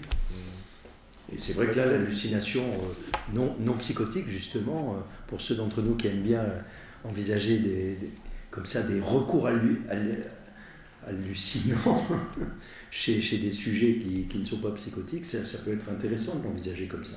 Il faut passer par les effets de bordure, les restes au pourtour, pour transformer la disparition en mort. C'est bien. Je crois qu'il lui reste aussi autre chose qu'il ne faut pas dire, excuse-moi Caroline, je ne crois pas qu'il lui reste que ça. Ce qui reste dans la tête de ce gosse aussi, c'est le visage d'une éclatante beauté, le corps frêle et élancé de cette femme dont il entend qu'elle est l'époux de son père. Hein, ça, il n'a pas. Par le chandail rose. Caroline. Moi, je fais partie de la moitié de l'assistance qui n'a pas lu le livre. Volontairement, parce que j'attendais de vous écouter pour savoir si vous me donneriez envie de le lire. Et alors? C'est oui. Ce qui est difficile avec Caroline. En effet, la première phrase à propos de l'enfance heureuse, il y a une phrase d'Irving Yalom que j'adore, qui est « Il faut renoncer à l'espoir d'un passé meilleur ». Je pense que c'est... Voilà. Alors, en vous écoutant, encore une fois, je n'ai pas lu le livre, je l'ai entendu comme un livre autour de la transmission.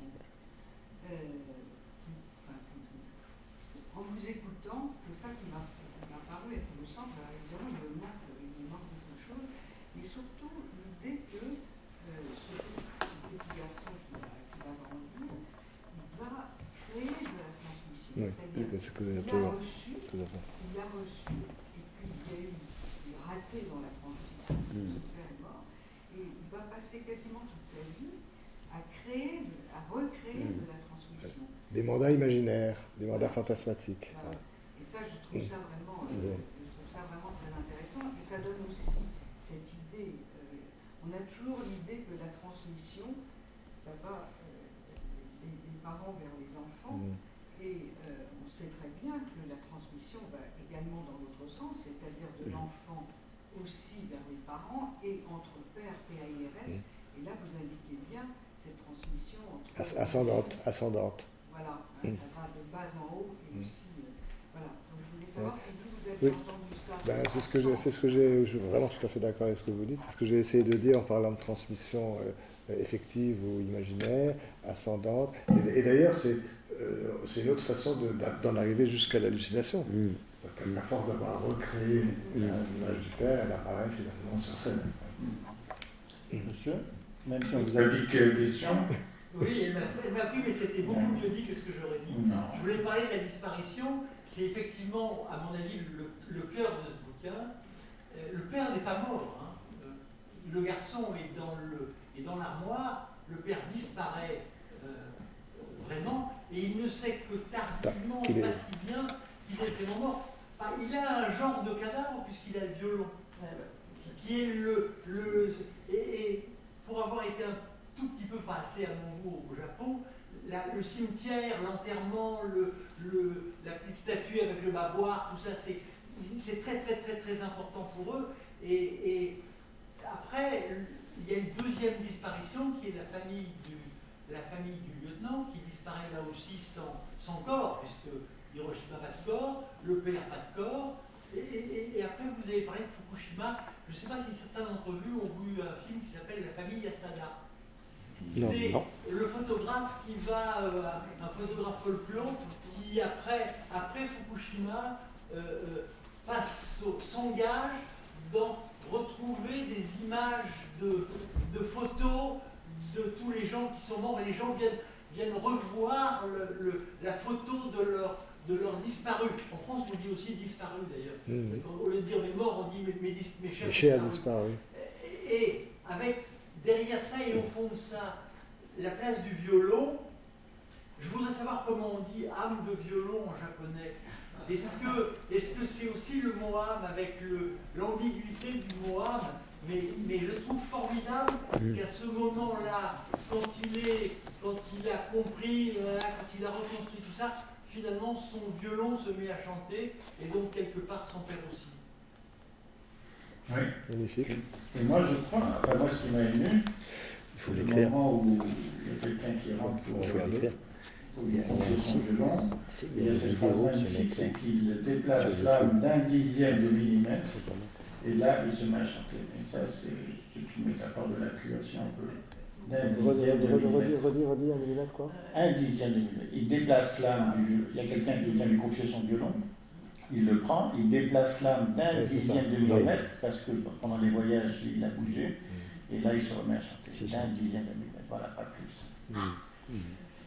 Bien.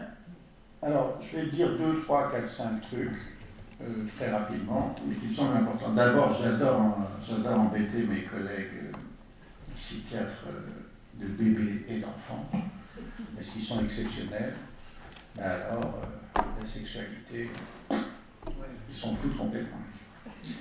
Ça tombe bien parce que dans ce bouquin, Ray, qui s'appelle Politesse, courtoisie et pudeur craintive, j'ai noté, il a rendez-vous avec Hélène au Boisson ardent. Il rentre ensuite et il se caresse longtemps sous la couette. Il l'embrasse sur le front tendrement. Il n'arrive pas à dire si c'est sa femme, sa compagne, son ami. Ils ne sont pas mariés. Il n'a pas d'enfant. Et passe-moi le bouquin, s'il te plaît. L'autre là, je sais pas. Et la dernière page du roman, la dernière page du roman et le dernier mot, et le suivant. Enfin, la dernière page du roman, l'auteur dit « je ». Il arrête de raconter l'histoire et il dit « les deux mains jointes, je me tiens debout, planté droit comme un cyprès ancestral devant la petite et étrange communauté des morts. Je ». L'auteur dit « je » par rapport à la question autobiographique. Et la dernière phrase, « je renfile lentement mon tablier bleu marine ». Il s'identifie à Ray. L'auteur dit « je ». Je renfile lentement mon tablier bleu marine, je disparais dans la pénombre de mon atelier en prenant Hélène par la taille. Eh bien, il était temps. Il était temps qu'il la prenne par la taille, et en effet, comme l'a dit Annette, voilà, on va revenir sur. Et comme l'a dit Annette, quand il est à Américo, là on pense qu'ils vont habiter ensemble, ils habitent ensemble, ils sont une fois toutes les 2 semaines. Ensuite, il se barre à Crémone, enfin il la laisse pendant 12 ans, et puis il revient. Ah bon, ils n'arrivent pas à. Bon, je ne jette pas la pierre bien sûr, mais pour le dire rapidement, trop rapidement, ils ont une sexualité d'enfant. Avant que de pouvoir le prendre par la taille et faire le deuil d'autres amours dont je vais parler maintenant. Par rapport Juste une remarque pour te dire que quand même, les psys de bébés, le problème, ils parlent tout le temps de sexe, mais ça ne se voit pas. Ah, c'est ça. Ils ont une pudeur que je n'ai pas. Avant le fru dans le riz, qui lui rappelle le père, juste avant, elle lui donne un morceau de porc, et la phrase est la suivante: lorsqu'il mit cette forme ovale dans la bouche, le temps cessa. La fameuse forme ovale rappelle le sein. La Madeleine de Proust, qui était une biscotte, tout le monde le sait, la Madeleine de Proust est aussi une valvule rainurée, une forme de sein. En effet, il y a la mère avant le père. Le porc lui rappelle, avec cette forme ovale dans la bouche. Bon. Alors oui, comme l'a dit Annette, il confie à cette gosse le violon qui n'est plus le violon de son père, il l'a totalement refait. Il était totalement cabossé. Et l'archet de sa femme. Et il demande à cette gosse de prendre l'archet de sa femme, de Hélène, et son violon à lui, et de leur jouer quelque chose. Cette fille et leur fille. Littéralement. Bon. Sur la question des fantômes, moi je suis moins prosaïque que vous. Je ne fantomise pas, je crois connaître un peu la mélancolie chez les patients, et je remarque en effet qu'au début, avec Lamartine, lorsqu'un être vous manque, tout est dépeuplé, l'environnement se minéralise, il y a une anesthésie affective, et lorsqu'on sort de la mélancolie, lorsqu'un être vous manque, tout est repeuplé. Il est repeuplé de tout un tas de fausses reconnaissances, qui sont pas des hallucinations au sens psychotique, mais qui sont des véritables fausses reconnaissances, au sens où l'imaginaire prend de plein pied la place du fantasme. J'aime beaucoup le personnage de Yann Fenn. Donc il y a une femme, Yann Fenn, dans le Quatuor. Dans le Quatuor, il y a une femme. J'ai déjà évoqué le fait que ce gosse, à un certain moment, est saisi par la beauté éclatante de son visage, son corps frêle et élancé. Bien sûr, c'est elle qui va prendre le cardigan rose, donc littéralement le cardigan de la mère. Et c'est lui qui dit au soldat qu'elle est sa femme pour la protéger. Et c'est elle qui part avec le livre qu'elle met, et chez cet homme extrêmement pudique, elle met sous sa jupe et il met virgule pour bien préciser dans la culotte. Ce qui est moins pudique, et enfin il est obligé de le dire. Enfin, bon, cette femme est littéralement le retour de la mère, en tout cas d'une mère importante. Moi j'ai alors une question à mon ami Bernard, que je connais, musicien de grand talent et amateur de... Bon, comme André Gris le disait. Alors, avant, ça suffit avec René Roussillon, je l'aime beaucoup, mais ni la question des actes, ni la question de langage du corps comme étant une communication primitive, c'est pas lui, c'est Gris. D'accord ? Et avant, c'est Margaret Little. C'est-à-dire que les patients, lorsqu'ils sont traumatisés précocissement, ils ne peuvent pas vous parler évidemment de ce qui s'est passé, mais ils ne vous le communiquent pas un langage du corps et par l'acte. Et cette forme de communication est d'autant plus primitive que le traumatisme a été précoce. Mais, donc mon ami Bernard, grand musicien, ici André Green, quand il est passé, il disait que l'analyste est l'analysé du texte. Et Michel Schneider disait que l'auditeur est en position d'analyser et non d'analyste. Qu'est-ce que tu écoutes, Bernard ? Je sais pas. Tu ne veux pas dire. D'accord. Non, mais... Enfin, vas-y. Qu'est-ce que tu écoutes ? Est-ce que c'est parce que c'est la question de la mélancolie. Est-ce que c'est Bach ou est-ce que c'est Schubert ? De quel type de mélancolie on parle ? En général, tu veux dire ? En général, ou pour ce qui te concerne. Si tu veux bien qu'on écoute ce que tu écoutes. Là, tu nous as passé Schubert, tu ne nous as pas passé Bach. Tu n'as pas choisi de passer Bach. Bah, c'est-à-dire que Schubert marque la disparition. Oui. Et la gavotte de Bach marque la réapparition au moment du concert de Midori. C'est deux choses. Mais tu as raison, il aurait fallu travailler aussi cette distinction. J'ai considéré quand même que, j'ai considéré que le Schubert était plus quand même l'axe central du livre. Mais Bach a une chose très importante. La question précédente était encore plus importante, c'est qu'est-ce qu'on écoute quand on écoute de la musique, tout simplement. Et moi je fais une très grande différence entre les affects et les émotions. C'est un autre sujet, ça. Enfin, on avait parlé un peu à propos de Google, je ne sais pas si tu te souviens. Et les bébés émotionnalisent beaucoup de choses. Et les affects, pour moi, c'est à un niveau plus bas. C'est la première théorie des pulsions. Et les émotions, c'est la théorie des relations d'objets. Donc l'émotionnalisation, quand on écoute de la musique, est-ce qu'on est seul ou pas seul ? Déjà. Et si on est seul avec qui ? Est-ce qu'on est seul avec soi? Est-ce qu'on est seul avec le compositeur? Est-ce qu'on est seul avec l'instrumental? C'est des questions énormes hein, en fin de soirée comme ça. Allez, encore une ou deux énormes et on arrête. Non, je voulais faire le distinguo essentiel pour moi entre Schubert et Bach. Et ce qu'il y a de magnifique dans ce bouquin, c'est que ça commence par Schubert et on en vient à Bach. Et tu l'as dit, oui. Comme disait, je ne sais plus qui, Bach, c'est celui qui efface toute l'épaisseur du temps. D'accord? C'est-à-dire qu'en effet, qui fait remonter, après la perte et l'arrachement, il n'y a plus qu'un rebond possible. C'est là où la fausse reconnaissance apparaît. Parce qu'elle est salutaire. Sinon, s'il n'y vient pas à ce moment-là, la fausse reconnaissance, l'absence est omniprésente. Il y a un livre étonnant que j'ai lu récemment d'une pianiste chinoise dont le nom m'échappe, c'est très très connu, bon, et qui a beaucoup travaillé les variations Goldberg de Bach. On pourrait aussi faire quelque chose réfléchir à un lien entre ce qu'on a dit ce soir et Gould.